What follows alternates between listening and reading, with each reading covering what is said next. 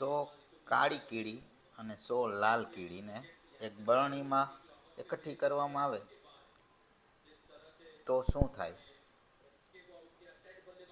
તો કંઈ નહીં થાય, પણ એને જોશથી હલાવી અને મૂકી દેવામાં આવે તો કાળી કીડીને એમ થશે કે લાલ મારી દુશ્મન છે,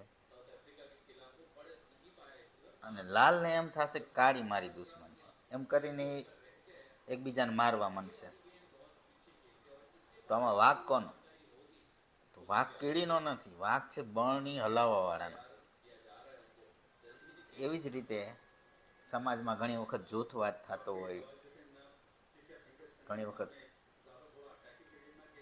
પતિ પત્ની વચ્ચે ઝઘડા થતા હોય, કાળા ધોળા માણસો વચ્ચે ઝઘડા થતા હોય, તો ત્યારે થોડુંક વિચારવું કે આમાં કોઈ બહેણી હલાવી તો નથી ને?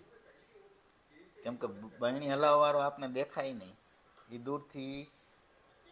દૂર બેસીને જોતો હોય. જ્યાં સુધી આપણે ખતમ ન થઈ જાય ને ત્યાં સુધી એ માણસ જોતો હોય. એટલે ક્યારેય કોઈ વસ્તુ ઉપર જલ્દી પ્રતિક્રિયા આપવી નહીં, રિએક્ટ કરવું નહીં, જલ્દી વિચારવું કે આની પાછળ કોઈ બહેણી હલાવવાવાળો તો નથી ને.